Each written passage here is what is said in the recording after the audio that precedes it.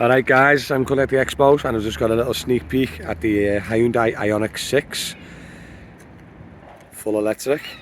Now this is the middle range premium 77 kilowatt battery, but I've got to say it is a very nice looking car. Nice wheels. One sec, get out the way. Look at this one, get out the way, EV6. Lovely car as well. But just look at this.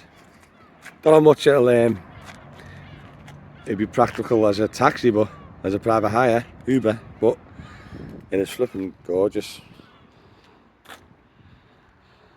See the rear as well, it's like 2 spoilers.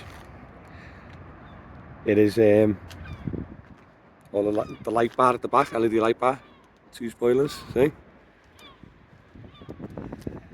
Door handles.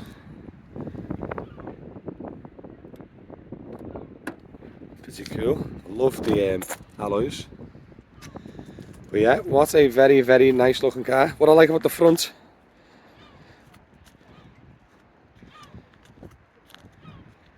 is you've got the sensors as well. On show, so you can see the squared sensors. But overall, very nice looking car. And in the front you got a nice little fruit or a frunk. Quite spacious, that's so you get a little bit of carry on in there, or a little backpack. Bit of fruit. What I like about the rear, little button. Now it's a saloon, it's not a hatchback, so it has got a good opening like the Ioniq 5 or the Kia EV6. But it is rather large. Now if you look at the inside, can you see on the camera?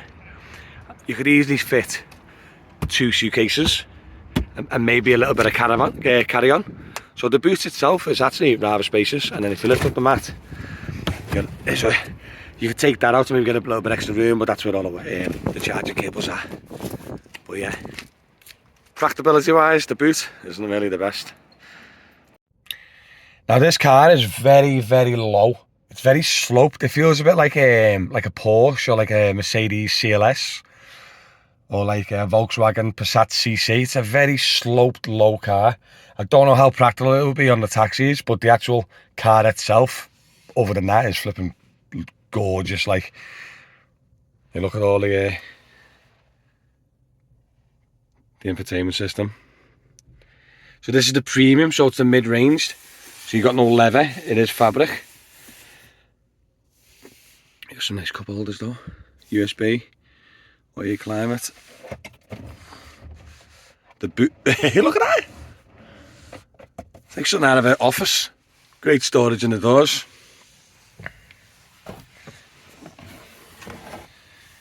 Yeah, absolutely love it. The steering wheel is a bit funky, isn't it?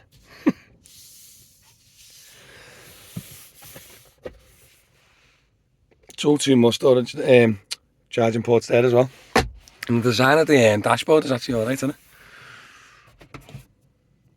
Black roof. It feels very expensive in here, to be honest. Everything feels really nicely done. Now, don't forget, obviously, I've always mentioned this in every one of my videos, but I'm 6'5", I am tall, I'm 18 stone, and wide and big. Now, that seat is in the correct position that I was in, and look at the legroom. This car is so long.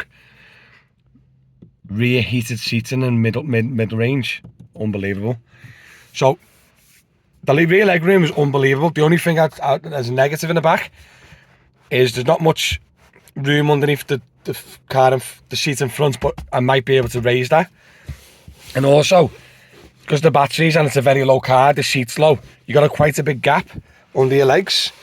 So thinking for like a long journey might be not the most comfortable. 2 new type charging ports, which is cool. Little cubby all there. But look at the room. Look at that as well. Brilliant. But look at the room in the back. Like, it's ridiculously big in here. But I'll tell you the biggest downfall. Right, I've got a reputation of being tall. But I mean, I physically cannot get my head up. So if we go over the speed bump, I may die. Look how many chins I've got. I've never had this many chins in my life. I promise you, I'm not even like pretending. I physically could not get my head upright, like, yeah. But now I'm like sliding off the seat. Do you know what I mean? So the height is a major issue, especially if you're over, I'd say 6'3" is the maximum you can get in with this car before you can literally snap your neck. But say it again. So I'm sat up now, see? And then trying to, like, just to get out and get in, it's undignified. You got to climb out. But they, obviously, don't forget, I am 6'5". If you're just a normal human being, normal size, it's actually really surprisingly spacious in the back. It could work. Do you know what I mean? The only downside I'd probably say is the boot opening. Saloons, a bit of a struggle. But yeah, wow, what a car. Well, Sean's super busy with the expo, but I've just asked him to jump in the back because I'm trying to show that even though it's tight for me, obviously. Oh, it's fine for me. Plenty, yeah. And then obviously on those actual legs. Yeah, there's loads of room. Loads of room in the back. So yeah, happy days on that, isn't it? It's a long car, so it's going into the class market basically. Yeah, so like the leg room is ridiculous, isn't it? Yeah, it's like superb level leg room. Like, yeah, it is. Yeah. Also, while he's here, like quick, I'll pick his brains. 77 kilowatts. Yeah, 77 kilowatts. So it's got the fast charge in there. Realistic miles of 340 a day. 340. That's a lot of mileage for the car, but it is lovely, isn't it? I mean, saying that though, Matt, you know, the 77 Ioniq 5, we got one driver called Mark, and he's shown 411 at the moment. So he's going overestimated. He's going way over. You know, and that's supposed to be 303. But it's the way you're driving. Yeah. A lot around town, you're going to get more, aren't you? Yeah, so this might even hit the 400 mark, depending if... We'd definitely go over 400 if someone like me or Mark drove it. Yeah, I get it. You know, but the 340, because she's a lot sleeker, a lot lower than Ioniq 5. So, of course, it's more aerodynamic. So, it's slightly more it's slightly less practical than the Ioniq 5, isn't it? But with the boots and the thingy. This is the going down the executive route. Yeah, more like travelling salesman. Chauffeur, travelling salesman, you know, business class. Yeah, definitely. So, you know, it's definitely a chauffeur car. This. Sounds. Also, pricing. How does it compare to the Ioniq 5? Which is it's only about £2,000 dearer.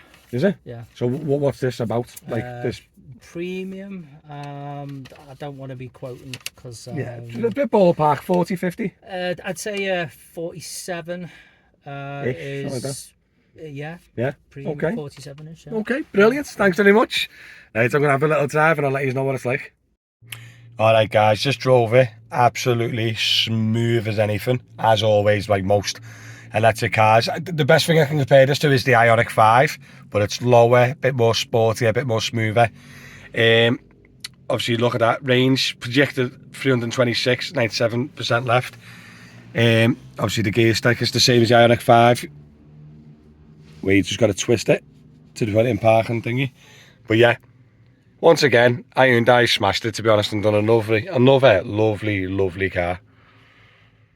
Thanks for watching, guys. I know it's a short but sweet one, but I've just got a very busy day, and we've only got this for the expo. It's going back, so I couldn't do a proper full review back at home. But at least everyone can see what it's like to be in. And yeah, I've got to say, guys, it's flipping gorgeous.